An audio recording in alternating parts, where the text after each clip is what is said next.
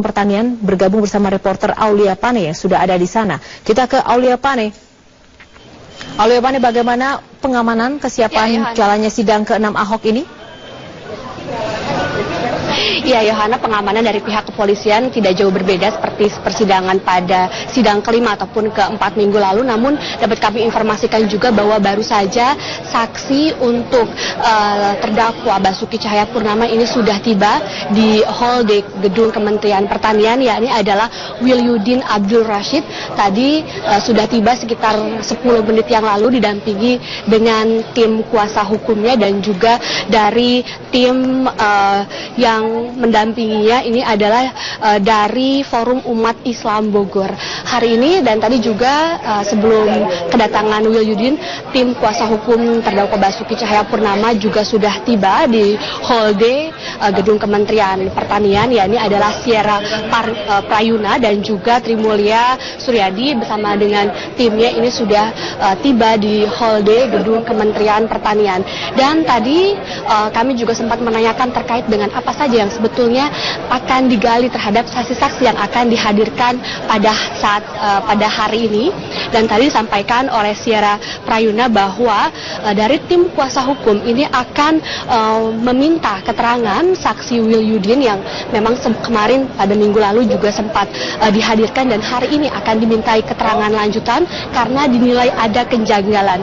Tadi tim kuasa hukum menyebut bahwa kejanggalan yang dimaksudkan yakni adalah laporan yang dibuat oleh saksi Wilyudin ke pihak kepolisian ini dilakukan sebelum Ahok menyampaikan pidatonya saat masih menjabat sebagai Gubernur DKI Jakarta.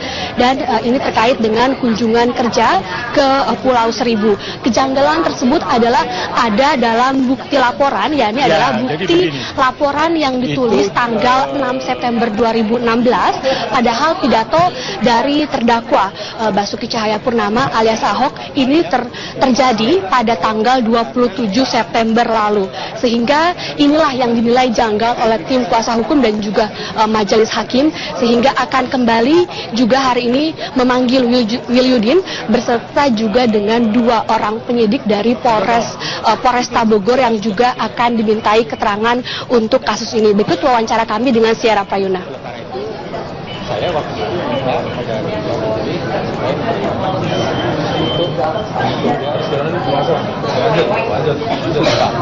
Yohana.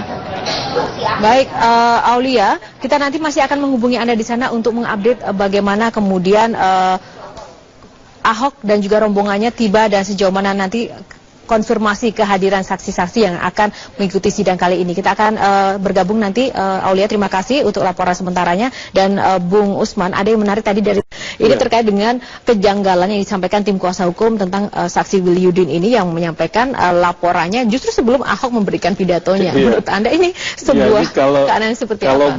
Kalau benar ini menggelikan sebetulnya. Ya, tetapi itu kan akan digali lagi, akan diperiksa.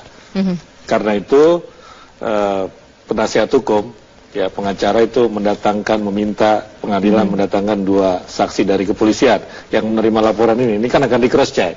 Apakah salah ketik misalnya, atau memang dia laporannya tanggal 6 September tadi itu sebelum Ahok mengemukakan soal surat Al-Maidah ayat 51 itu. Ini harus ada cross check. Ya kalau ternyata itu bukan salah ketik, kalau memang itu laporan tanggal seperti itu, ya saya kira ini menggelikan dan ini saya kira bisa dilaporkan lagi jangan-jangan oleh pengacara ini. Nah, oleh karena itu Bung Usman, kita melihat berbagai macam keunikan dalam tanda kutip keunikan para saksi ini. Seandainya memang apa yang menjadi keterangan ini tidak benar ataupun keterangan palsu dari 2 pihak ya, saksi 2 pihak siapapun itu, sebaiknya langkah apa ya yang harus dilakukan sebagai bagian dari pembelajaran hukum kita? Iya, nomor 1 memang dalam kasus hukum saya kira untuk melaporkan segala sesuatu itu harus clear dulu legal standing kita, posisi kita begitu ya. Tadi Pak Yamin Ginting juga mengatakan, saya pengacara bisa melaporkan tapi atas nama klien saya dan klien saya yang menjadi saksi, mestinya seperti itu begitu kan. Nah itu ada mekanisme-mekanismenya, artinya legal standing kita juga harus clear ya. Kalau legal standingnya tidak clear, hanya legal standing yang sifatnya umum begitu kan, ini kan saya duga ini legal standing sebagai umat Islam yang merasa Al-Maidah dinistakan begitu kan. Nah, legal standingnya itu kan terlalu umum saya kira ya, terlalu umum. Nah, karena itu yang melaporkan banyak sekali. Ya, jadi tidak spesifik begitu. Yang melaporkan banyak sekali karena ya umat Islam banyak di Indonesia begitu kan. Itu legal standing nggak? Ya legal standing betul begitu. Tetapi kita lihat tadi tidak ada yang spesifik dalam arti tidak ada mereka yang hadir di acara di Pulau Seribu itu begitu loh.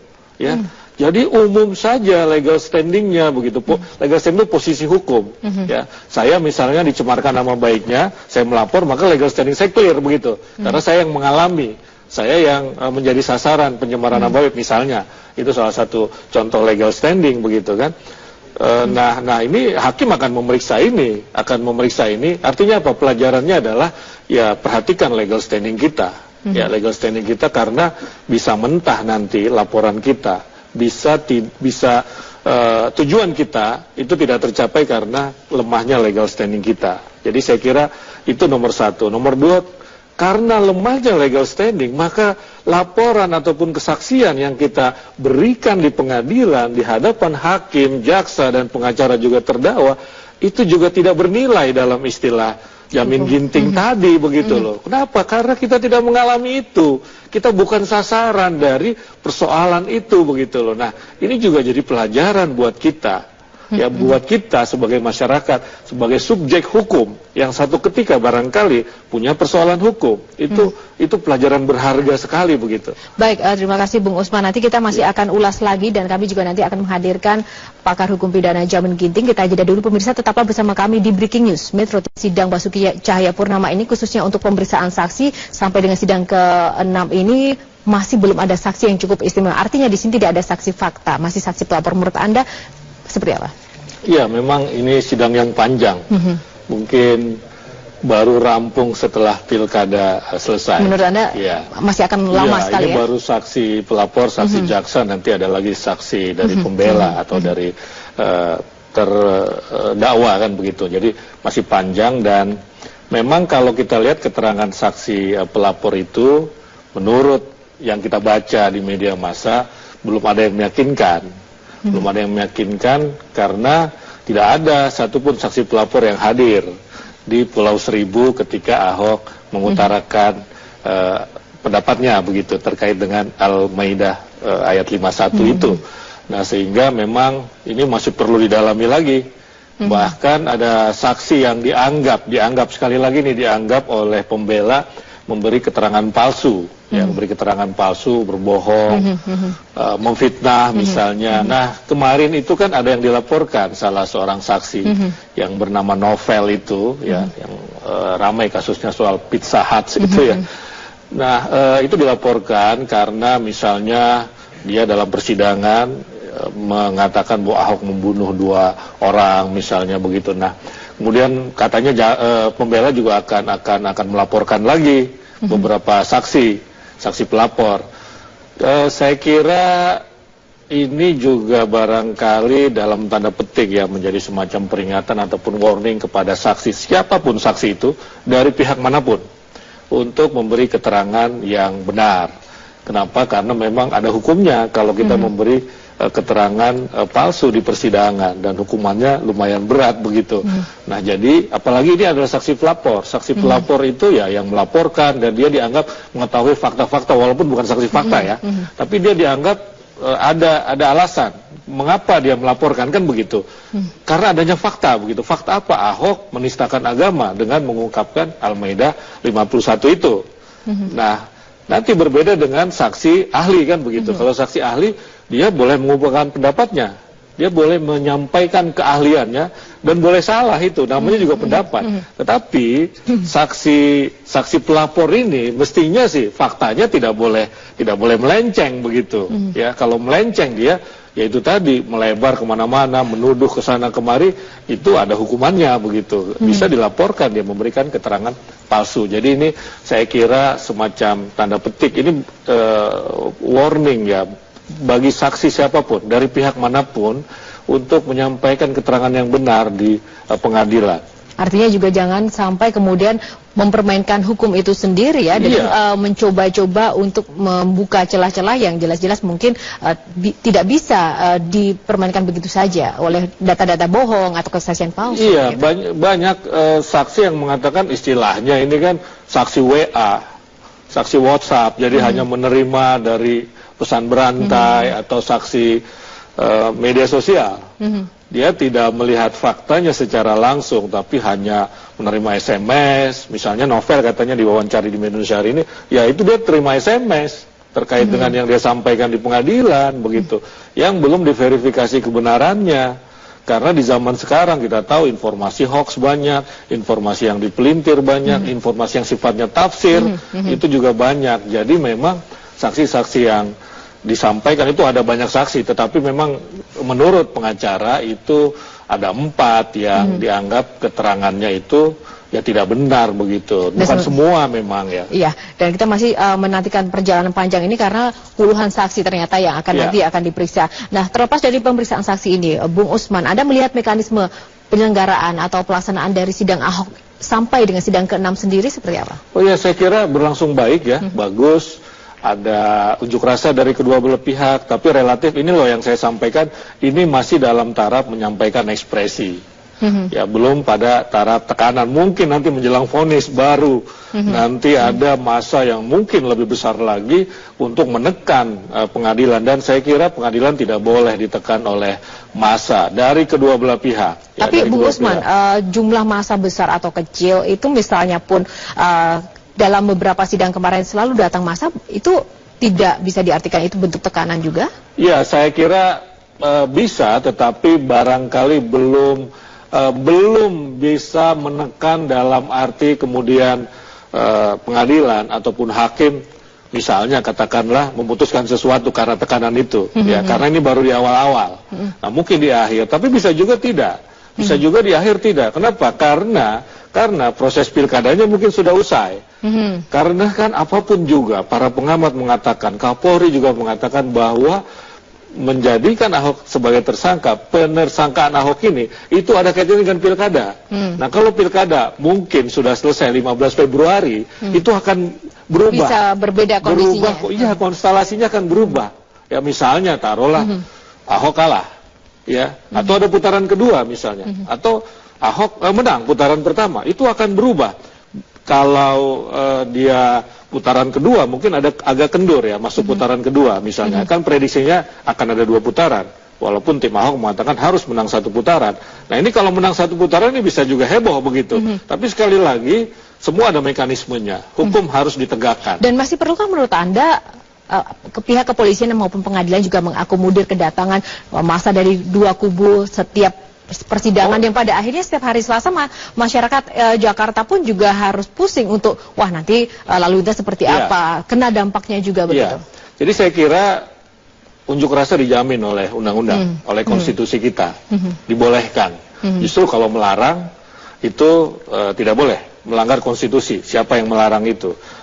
Yang bisa dilakukan oleh polisi adalah mengamankan, menertibkan. Sampai sebatas itu? Iya, menjaga jangan sampai unjuk rasa itu mengganggu ketertiban. Bagaimana kalau mengganggu ketertiban? Ya tindak. Siapa yang mengganggu ketertiban? Saya kira itu clear aturannya. Ya dikasih tempat misalnya di dalam halaman gedung Kementerian Pertanian, itu kan cukup luas misalnya, atau di jalur lamban dari jalan Pasar Minggu itu ya misalnya, itu Ragunan, itu bisa dilakukan. Tetapi kalau melarang saya kira juga tidak bijak. Tapi di satu sisi kita juga tahu bahwa masyarakat sendiri punya hak untuk menggunakan objek vital umum begitu. Ketika sampai kemudian harus menutup jalan dan juga mengalihkan lalu lintas dan segala macam, itu menurut Anda berlebihan tidak? Saya kira sejauh ini masih dalam batas toleransi ya, masih dalam batas toleransi. Orang boleh mengekspresikan keinginannya, apa yang dia rasakan misalnya itu, tetapi di sisi lain masyarakat juga tidak terganggu aktivitasnya, tidak terlalu, pasti terganggu aktivitasnya, tetapi masih bisa melaksanakan aktivitas itu. Yang menjadi persoalan ketika sama sekali tidak bisa melaksanakan aktivitas itu begitu, atau sebagian besar tidak bisa melaksanakan aktivitas itu. Jadi yang diperlukan adalah pengaturan. Ya, pengaturan bukan melarang begitu. Bukan melarang. Ya. Tapi bagaimana nanti seandainya atas nama kebebasan berekspresi itu kemudian nanti digunakan untuk mengganggu kepentingan-kepentingan umum yang lain, atau mungkin dalam konteks-konteks yang lain, tidak usah sidang Ahok, tapi mungkin dalam kapasitas yang lain ini menjadi salah satu, oh ya boleh kok, kenapa tidak? Ya. Padahal bisa saja kita ya sudah, kalau percaya hukum ya percaya saja begitu. Iya, sebetulnya sudah ada aturan, ya sudah ada aturannya, boleh orang mengekspresikan, tapi ada aturan-aturan, misalnya tidak boleh melewati pukul 18. Nah, sebenarnya kita udah punya aturan-aturan. Harus izin, ya, harus pemberitahuan, bukan izin. Harus pemberitahuan, itu aturan.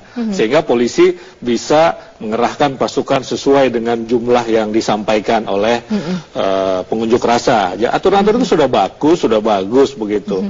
Yang tidak boleh sekali lagi melanggar melarang orang berunjuk rasa sejauh unjuk rasa itu tadi sesuai dengan aturan.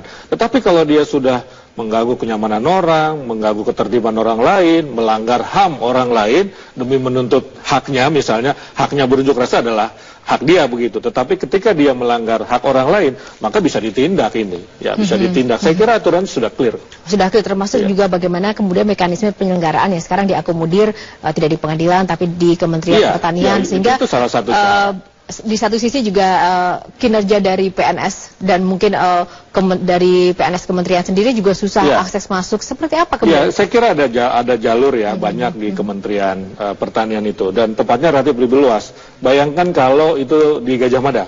Di situ banyak pusat bisnis, pusat perbelanjaan, dekat dengan pusat pemerintahan. Andai terjadi apa-apa, misalnya itu akan lebih besar, lebih heboh dampaknya daripada misalkan di Kementerian Pertanian ini. Dan Kementerian Pertanian ini kan dulu juga pernah dipakai rencananya untuk persidangan Pak Harto dulu ya, tapi memang batal, tidak jadi karena berbagai hal yang terkait dengan masalah hukum begitu.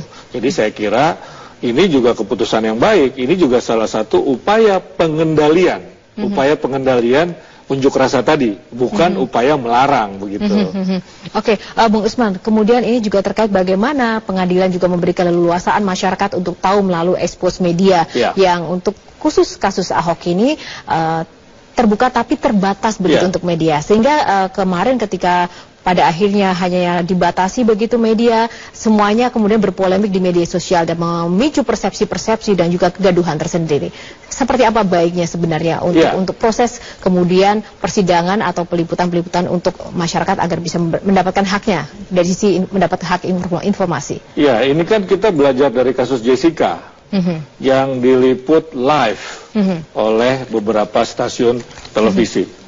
Dan kemudian banyak kritik juga, banyak kritik dari masyarakat, itu seperti sinetron misalnya, itu mempertontonkan sebuah, ya ada pertarungan di situ, ada konflik, ada pertarungan pendapat, ada yang mengatakan seperti itu begitu. Kemudian banyak kritik terhadap sidang Jessica yang terlalu terbuka.